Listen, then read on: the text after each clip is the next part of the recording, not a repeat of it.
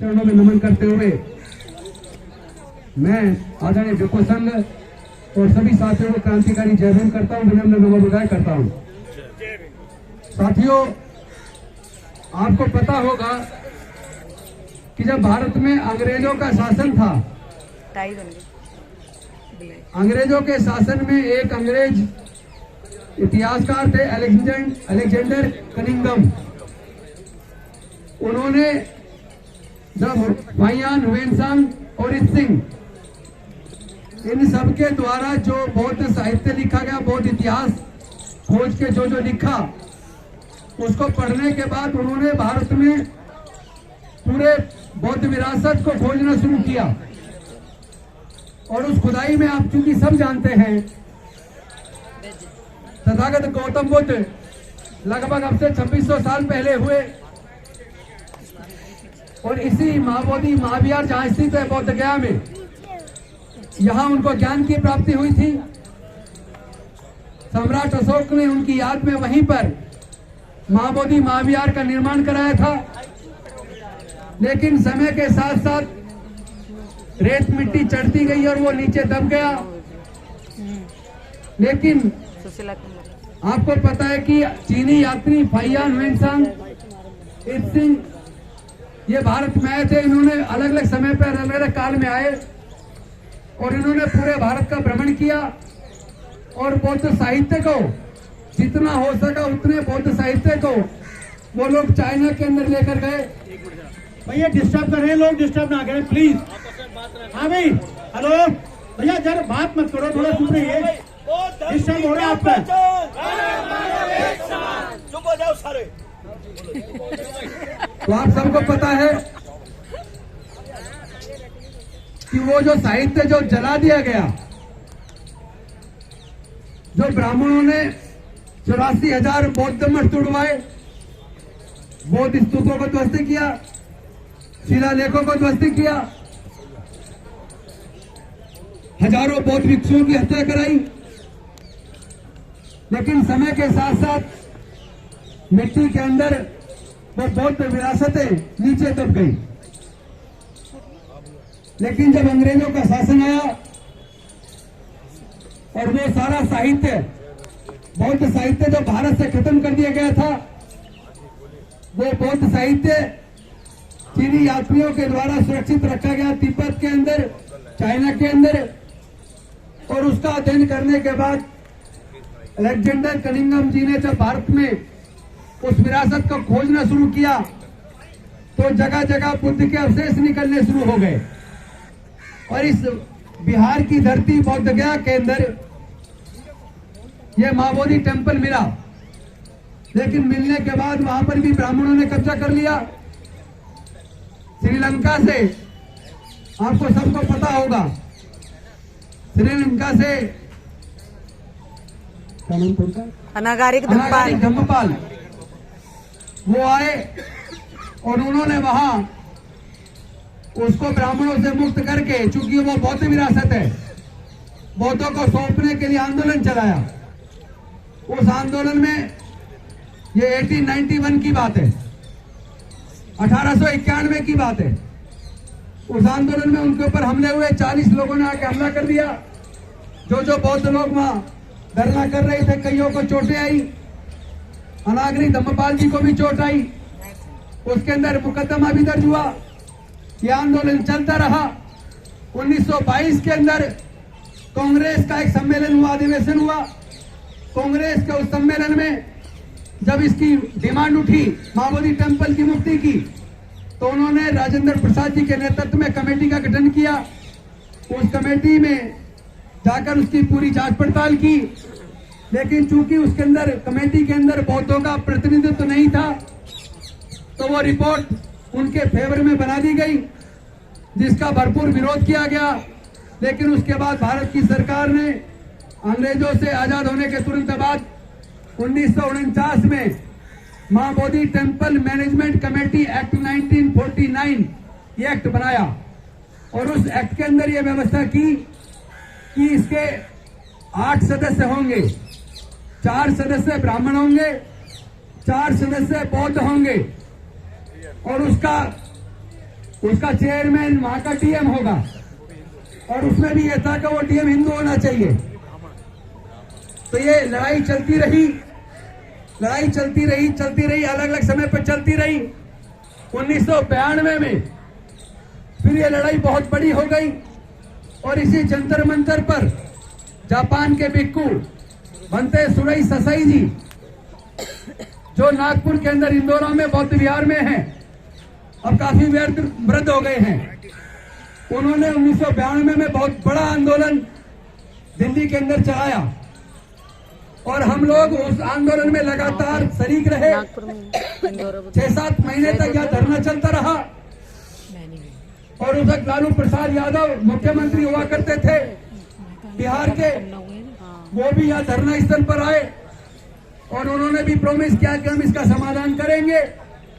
इस लंबे आंदोलन के बाद हुआ ये कि उसमें 4 जो बौद्ध भिक्खु, जो बौद्ध लोग मेंबर थे, तो जो आंदोलन कर रहे थे, उनमें से ही 4 बौद्ध भिक्षुओं को उसमें सदस्य बना दिया गया, और भंते सुरई ससाई जी को अल्पसंख्यक आयोग का मेंबर बना दिया गया, और इन लोगों को प्रॉमिस किया कि हम धीरे धीरे इसका समाधान करेंगे।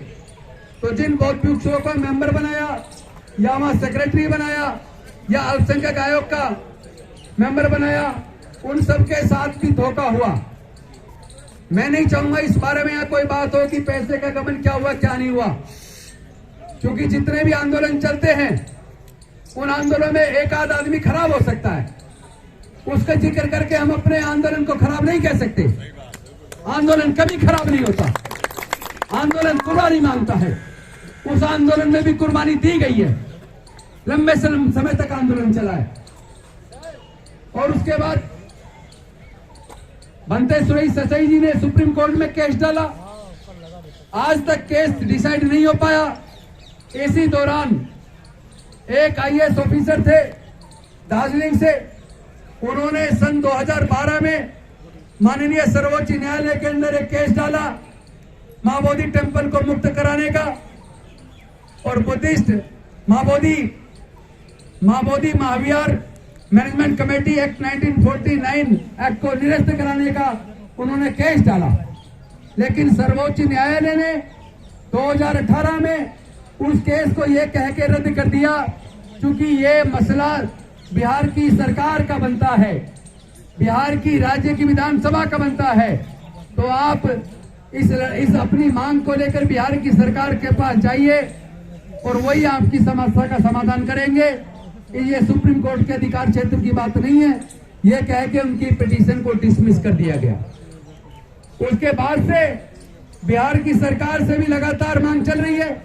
अभी तकरीबन 8 महीने पहले इंडिया बुद्धिस्ट जो फोरम हमारा बना हुआ है, ऑल इंडिया बुद्धिस्ट फोरम, उसके माध्यम से हम कई लोग मिलके अल्पसंख्यक आयोग में गए, उनके चेयरमैन तमाम मेंबर से मिले, और हमने उनसे निवेदन किया कि आप महाबोधि टेम्पल को मुक्त कराने के लिए बिहार की सरकार से बात कीजिए।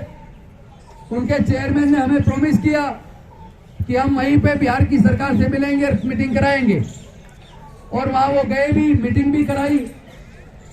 ऑल इंडिया बुद्धिस्ट फोरम के सदस्य हमारे उस मीटिंग में भी गए, फिर भी कोई समाधान नहीं निकला, केवल आश्वासन मिला, और वो भी झूठा। उसके बाद पटना के अंदर गांधी मैदान के अंदर बहुत बड़ा प्रदर्शन किया गया, आंदोलन किया गया, सभा की गई। उसमें भी हम लोग पटना के अंदर गए, और वहां पूरी सभा करने के बाद पदयात्रा करते हुए बिहार की सरकार को ज्ञापन दिया। बिहार के एक बहुत वरिष्ठ अधिकारी आकर हम लोगों से वहीं आकर मिले, हमारा ज्ञापन लिया, और उन्होंने प्रॉमिस किया कि हम इसका समाधान करेंगे। लेकिन समाधान कुछ नहीं हुआ। उसके बाद 12 फरवरी से कर्मिक अनशन, भूख हड़ताल हमारे बौद्ध भिक्षुओं ने और कुछ उपासकों ने वहीं महाबोधि टेम्पल के पास शुरू किया। लेकिन अब से तकरीबन 13-14 दिन पहले आपने देखा होगा बिहार की सरकार ने कितनी घटिया हरकत की, और इतनी घटिया हरकत को धिक्कारा ही जा सकता और कुछ नहीं कहा जा सकता। एक घटियापन है उनका ये। उन्होंने रात को 1 बजे वहां की पुलिस उनकी पुलिस ने बौद्ध भिक्षुओं को जबरन वहां से उठा लिया। यहाँ तक कि एक बौद्ध भिक्षुणी को महिला होने के बावजूद कमर में हाथ डालकर जबरदस्ती उठाकर गाड़ी में डाल दिया। ये बेहद शर्मनाक घटना थी और ले जाकर थाने के अंदर, उसको हॉस्पिटल के अंदर पटक दिया। लेकिन हमारा आंदोलन चलता रहा और उसके बाद उस स्थल पे प्रदर्शन नहीं करने दिया, बल्कि 2 किलोमीटर दूरी पर रोड के किनारे पर एक जगह दे दी कि आप अपना प्रदर्शन यहाँ कीजिए। लेकिन मैं आपको बता दूं, जो 1992 का आंदोलन था, आंदोलन बहुत जबरदस्त था, बहुत बड़ा था, लेकिन उस वक्त सोशल मीडिया नहीं होता था। और देश का जो मुख्य मीडिया है, चाहे वो इलेक्ट्रॉनिक मीडिया हो चाहे प्रिंट मीडिया हो, आप सबको पता है वो कभी भी इस देश के दलितों की, पिछड़ों की, वंचितों की, आदिवासियों की और अल्पसंख्यक समाज के मुद्दों को कभी हाईलाइट नहीं करता, कभी उनको कवरेज भी नहीं करता। मैं तो आह्वान करना चाहता हूं इस देश के दलितों से, इस देश के पिछड़ों से, इस देश के आदिवासियों से, इस देश के अल्पसंख्यकों से, वो देश का मुख्य मीडिया, चाहे वो इलेक्ट्रॉनिक मीडिया हो चाहे प्रिंट मीडिया हो। अभी आपने देखा होगा 3 दिन पहले कैलिफोर्निया के अंदर जो गुजराती समाज के लोगों का वहां पर एक मंदिर है, उस मंदिर में बेइज्जती की गई। तो यहाँ पूरे भारत के मीडिया ने उसको कवर किया, अखबारों में छापा। उस दिन भी मैंने फेसबुक लाइव किया था कि अगर कैलिफोर्निया के अंदर गुजरातियों के मंदिर के अंदर अगर अपवित्र उसको किया गया तो वो गलत किया। किसी को हक नहीं है किसी दूसरे के धार्मिक स्थल पे जाकर कुछ भी गलत कार्य करने का, और उसकी भर्त्सना होनी चाहिए, कानून से मांग की जानी चाहिए दोषियों को सजा देने की।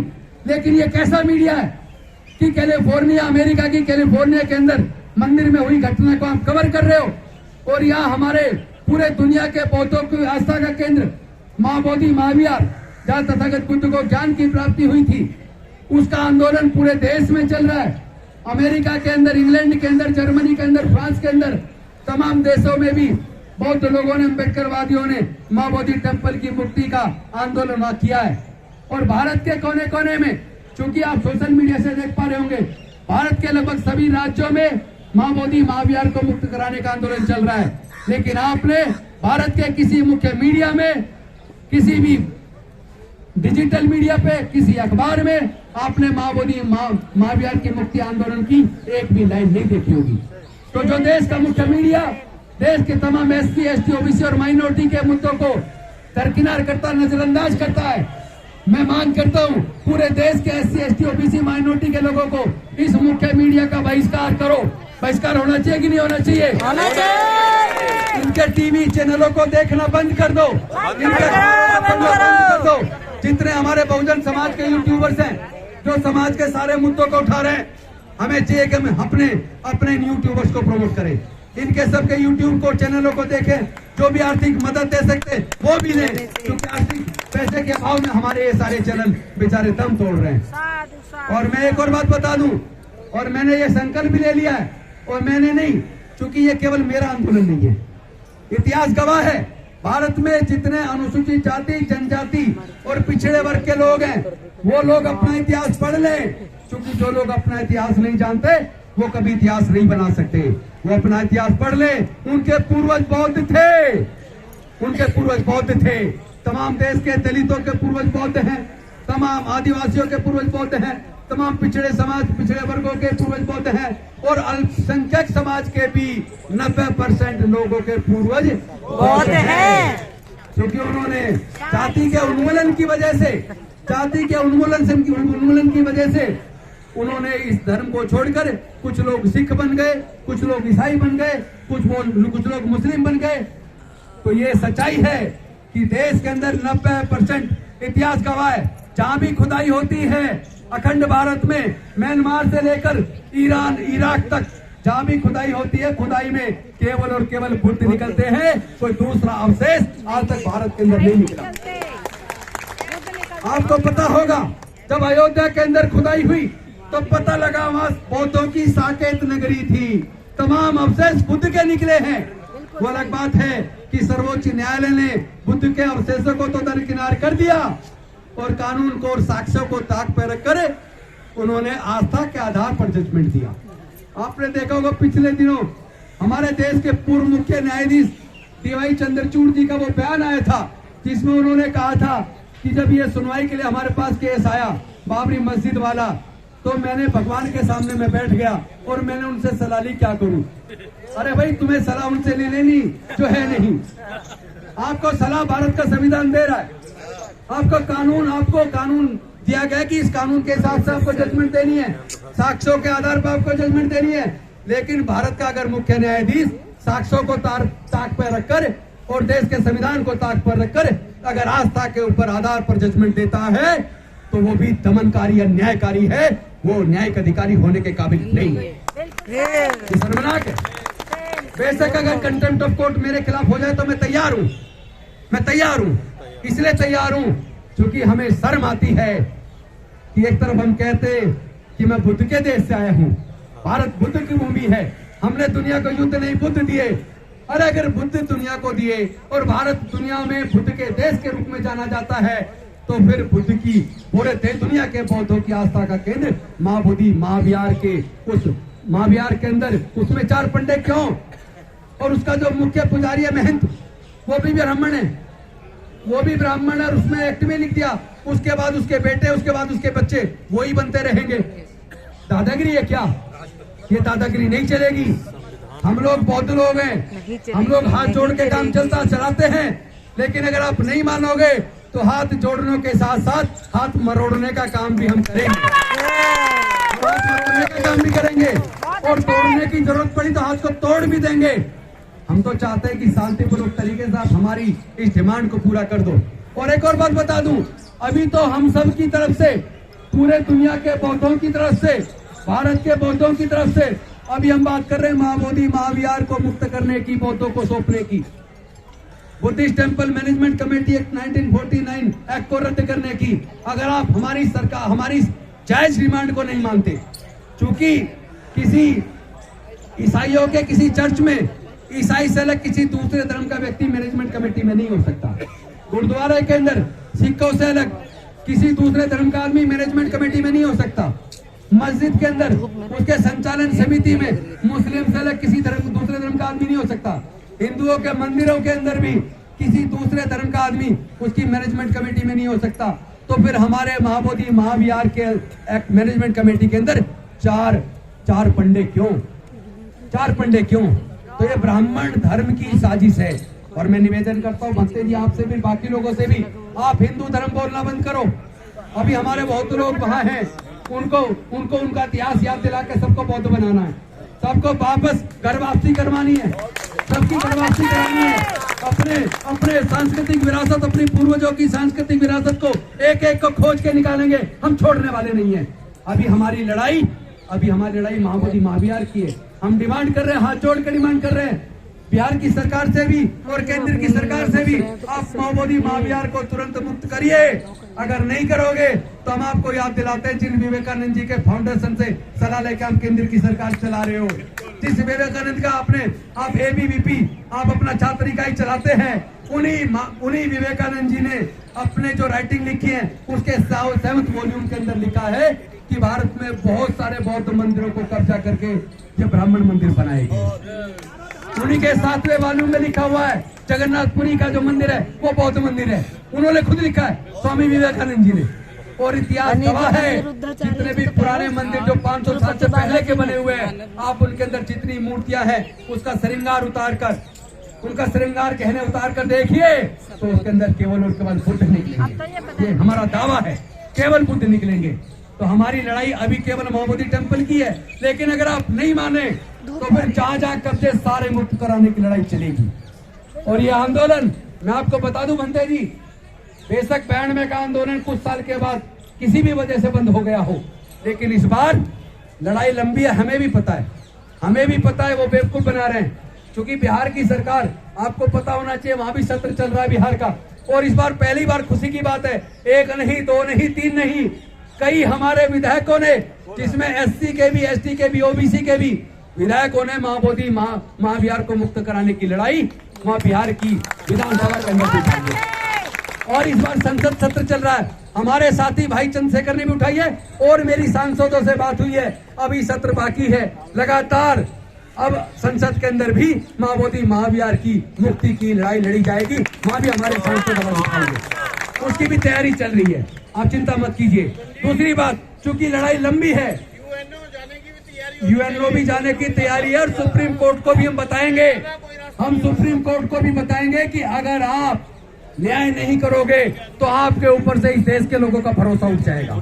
हम नहीं चाहते कि इस देश के न्यायालयों से देश के लोगों का भरोसा उठे, लेकिन बहुत लोग भारत में 90% हैं, अभी आंकड़ों के अंदर 1% के आसपास हैं, लेकिन बौद्ध को मानने वाले लोग करोड़ों लोग हैं।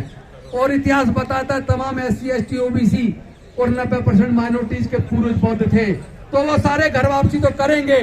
अभी आप सोच रहे हो संख्या कम है, इग्नोर कर दो, मत सुनो।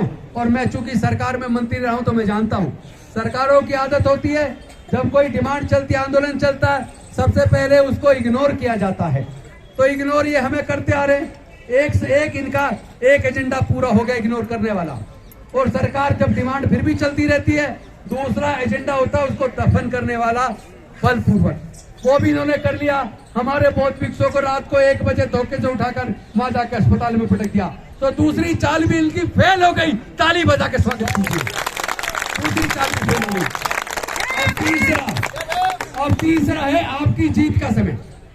अब बिहार की सरकार जो जाने वाली है, मैं आपको बता दूं बिहार की सरकार जाने वाली है, क्योंकि बिहार के अंदर भी धीरे धीरे गांव-गांव में ये बात पहुंच रही है कि हमारे पूर्वज बौद्ध थे, ये बिहार तो नाम ही बौद्ध विहार से पड़ा है, ये तो नाम ही बौद्ध विहार से पड़ा है, ये तो बौद्धों की भूमि है, ये तो मगध साम्राज्य, उसकी तो राजधानी पाटलिपुत्र आज की पटना है। इतिहास गवाह है, वो पूरा का पूरा स्थल, वो पूरा बुद्धिस्ट सर्किट यूपी में लेके महाराज उधर बिहार के राजगीर नालंदा से उधर से शुरू होता है, बोध गया से होते हुए आगे बढ़ता है, और उसके बाद सारनाथ से होते हुए और उधर मध्य प्रदेश तक। आप सब जानते हो इतना बड़ा क्षेत्र। और आपको याद होगा जब अमेरिका और तालिबान के अंदर अफगानिस्तान के बीच में युद्ध हुआ था, तो तालिबानियों ने वहां अफगानिस्तान के अंदर सिला के अंदर कितनी बड़ी बुद्ध की प्रतिमा को तोपों से तोड़ा था, महीने भर तक तोप के गोले छोड़े गए, उसके बाद भी कुछ थोड़ा सा तोड़ पाए, आज भी वो बुद्ध की मूर्ति वहां विराजमान है।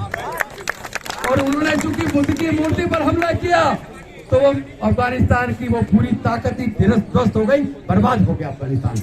इससे पहले कि ये बिहार की सरकार बर्बाद हो जाए, इससे पहले कि ये केंद्र की सरकार बर्बाद हो जाए, अफगानिस्तान से सबक ले लो और BP एक्ट 1949 एक्ट को रद्द करके माओवादी महाविहार का संचालन पूरी तरह बौद्धों को सौंप दो, वरना तुम्हारी बर्बादी निश्चित है। 90% लोग जब घर वापसी कर जाएंगे, क्योंकि लड़ाई लंबी है तो हम भी लंबी लड़ाई के लिए तैयार हैं। मैं आपको एक बात बता दूं, आप पंडित जी इसकी चिंता मत कीजिए, पूरे देश से लोगों को लेकर सभी राज्यों का भ्रमण शुरू कर चुके हैं। अभी मैं पीछे बोधगया गया था, पटना में भी हमारी जगह जगह मीटिंग हुई है, अभी मैं लखनऊ गया था, लखनऊ से आया हूँ। अब पूरे देश का भ्रमण मैं भी करूंगा और हम लोग बाकी लोगों को जोड़ेंगे, क्योंकि ये किसी एक व्यक्ति का नहीं होना चाहिए, किसी एक व्यक्ति का, इसमें बहुत भिक्षुओं को भी लेंगे। और ये अपने अपने गुट छोड़ दो भाई, ये फलाना गुट, ये फलाना संगठन, ढिकड़ा संगठन, माओवादी महाविहार का आंदोलन हमारा और आपका सबका, हमारी सबकी इज्जत दांव पे लगी है, हमारी मान सम्मान की लड़ाई है, ये स्वाभिमान की लड़ाई है। इस लड़ाई में जो बाधा बनेगा वो भी अपना हाथ से सोच लेना, किसी कीमत पर पकड़ने वाले नहीं है। इस लड़ाई को बहुत ईमानदारी से चलाना है। बीच बीच में कोई आदमी छोटी मोटी गड़बड़ी कर सकता है, पैसे का कोई छोटा मोटा गबन करेगा, लेकिन मैं चाहूंगा भंते जी कभी भी मंच पे जब कभी आंदोलन चल रहा हो, कभी भी इस तरह की बातें नकारात्मक ना करें। नकारात्मक के लिए दूसरे स्थान है, इसको तो आप आंदोलन बनाने वाली, उत्साह बढ़ाने वाली बात करें। और मैं बता रहा हूँ, हम टीम बहुत बड़ी बनाएंगे, हर राज्य से प्रतिनिधि लेंगे और उसके बाद पूरे भारत का भ्रमण करेंगे। पूरे भारत के अंदर अभी आपको जल्दी ही तारीख की घोषणा की जाएगी, जिसमें पूरे भारत के जितने जिले हैं तमाम जिलों में धरना चलाया जाएगा। एक एक करके चरणबद्ध तरीके से इस आंदोलन को लगातार तेज किया जाएगा। किसी भी कीमत पर, चाहे हमें राजनीति छोड़नी पड़े, जिंदगी भर का संकल्प लेना पड़े, हम चुनाव ना लड़ने का भी संकल्प लेना पड़े तो लेंगे, तो भी लेंगे। लेकिन हम पूरे भारत में ढूंढ ढूंढ के, तमाम बौद्धों को निकाल के, ईमानदार लोगों को ढूंढ ढूंढ के एक ऐसा आंदोलन तैयार करेंगे कि ये भारत की सरकार घुटने पे आकर रेंगते हुए आपकी डिमांड को पूरा करेगी। ये मुझे भरोसा है। इन्हीं शब्दों के साथ मैं चाहूंगा संचालक महोदय आगे इसको जारी रखें और एक एक करके बुलवाते रहें।